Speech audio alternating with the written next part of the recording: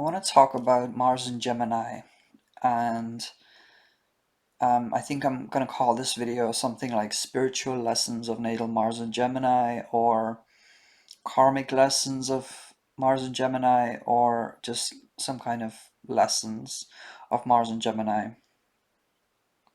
The reason I wanted to talk about this is because I've been thinking about this quite a bit, and I have Mars and Gemini in my natal chart at 29 degrees, which can be considered to be a karmic degree with a lot of lessons to be learned uh, based on that position, whatever position you have. That's 29 degrees. It can signify that something's coming to a conclusion, and you kind of have to like almost tie together loose ends, and you have a lot of lessons to learn, and or you have to sort of put together the lessons of that placement in this lifetime, so to speak. And personally, I just feel it on a very personal level that I have 29-degree Mars in Gemini, and I've been thinking about the lessons and the karma and the spiritual lessons of this placement. And I just wanted to go through some of them that I've been thinking about. So I think a recurring big theme for Mars in Gemini is um, it's showing you that there is a need to learn to focus, to not put your fingers in so many different pies, so to speak, and to really be. See, Mars in Gemini is very curious. Gemini in general is a very curious sign, but you have to kind of learn in this lifetime not to let that curiosity overpower the focus that you need to actually do tasks properly, or to finish tasks, and to find something that you're actually passionate about. Gemini is sort of like the information uh, uh, distributor, so to speak. It's not about sticking to something.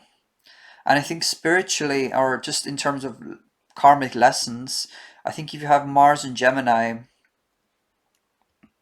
uh, particularly, like if you do have it at a, like 0 degrees or 29 degrees, it's indication of needing to focus, and or in this lifetime there's some kind of theme, some kind of recurring themes most likely that you will have, where you are faced with the need to be able to focus in order to actually get things done, and to find what is actually worth doing and what is worth discarding.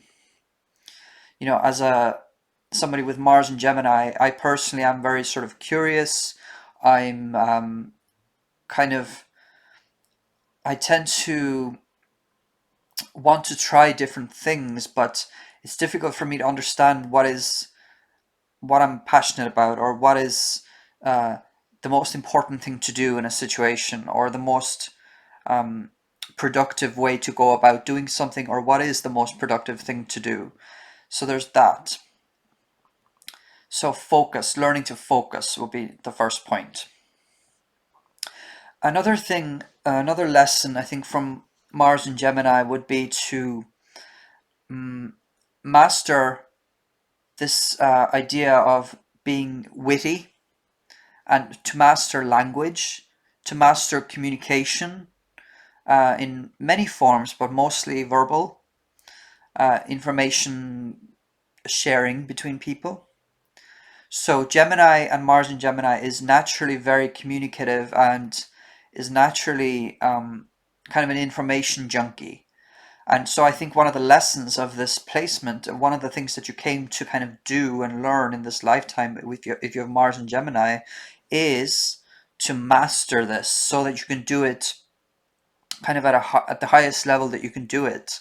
So learn to be a good communicator. Learn how to master, language and your ideas, and how to get across your ideas in ways that are very that will be very beneficial for yourself and for your community.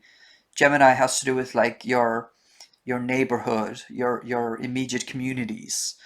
So how to communicate in a way that is actually efficient. Gemini can tend to want to sort of talk about 100 different things, and kind of it can be kind of, certain people with Mars and Gemini, they can be kind of overloaded with information almost intellectually, because they're so curious and they're taking in so much information. But so this placement is kind of indicating, it's indicating that you came to learn how to take all this immense knowledge and all this different things that you know in your head, and how to actually communicate it in a way that is actually efficient. And going back to the first point, learning how to focus. So how to communicate what is actually important to communicate, rather than kind of just throwing everything out all together, and sharing things or saying things that are not necessary to say. So Mars and Gemini is very intelligent and has a lot of information that they're sort of programmed almost karmically to deal with and to work with. And so they have to learn how to communicate in ways that are efficient, rather than kind of just throwing out all these ideas and talking about a million different things. It's about learning how to focus sharply on the things that are most important to focus on, and that also is the case with communication. So communicating the things that are actually important to communicate, while still remaining curious, because that is one of the positives of Mars and Gemini, is that it is so curious. So don't lose that, but just learn how to. I think Mars and Gemini, that position is kind of showing that you came here to kind of learn how to just communicate in a really effective, productive way, while not losing that curiosity, because Mars and Gemini can be so incredibly witty that it makes for an interesting communicator. It makes for someone who, people want to learn from, because they have so much information. But it's just about learning how to kind of condense it down a little bit, and not just kind of spew out all this random knowledge and information. I think that's the lesson with Mars and Gemini. Speaking of communication, I think also Mars and Gemini, can be associated with arguments. Um, so I think with I wrote in my notes here, argue more productively or don't argue at all.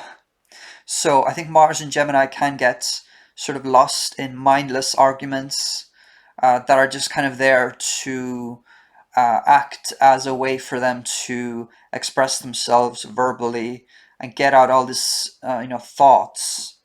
But I think with Mars and Gemini, that placement is showing you that uh, you partly came here to learn how to actually argue about the things that matter, or argue in a way that is actually more productive, and not getting lost in all these kind of mindless arguments. Um, Mars and Gemini can talk for the sake of talking, often to get a point across. Sometimes in kind of an aggressive way. Mars can be aggressive.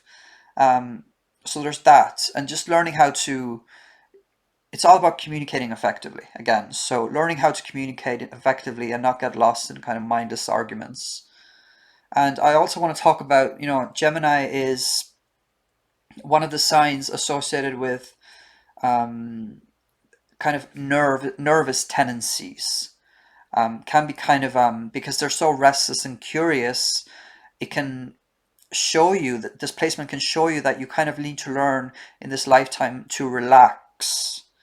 I think this placement can just make you sort of it can indicate that you have some kind of a tendency to be just nervous or really excitable, or just restless in a way that you need to actually sort of rein in at times and just learn how to relax. I think it can be difficult for mercurial people, um, Geminis, Virgos, people with strong Mercury energy to just kind of relax because they have so many ideas. They're constantly kind of scanning the environment, maybe. They're taking in a lot of information. There's a lot that they can, think about. But I think with Mars and Gemini, one of the lessons, if we're talking about sort of lessons that you came here into this lifetime to really kind of learn, then the this one is to do with just learning how to relax. And there's certain tendencies that we have that, it's not like they'll go away completely. If you have a placement in your natal chart, it'll be there for the rest of your life, but you can kind of learn to work with it. And I've known a lot of people who have Mars and Gemini. I have a lot of people in my extended family who have Mars and Gemini, um, and I myself have Mars and Gemini. And so I was thinking a lot about this placement, and I just wanted to kind of give some of the ideas that I had about this.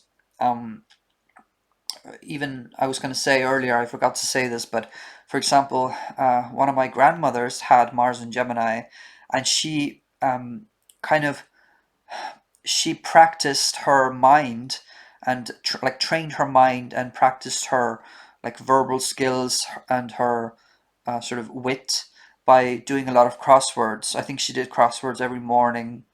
She did like puzzles and things, and I personally I can be quite good at those kinds of things as well, even though I don't do them regularly. But I think Mars and Gemini is someone who, if we're talking about lessons, if we want to learn how to use your mind and use your wit in a way that is actually, you know, productive and trains your brain, trains your mind, then those kinds of like puzzles and like word searches and things like that can actually be just a very simple way of training your mind and learning some of these lessons, like how to kind of use your mind rather than just kind of letting it scatter all over the place.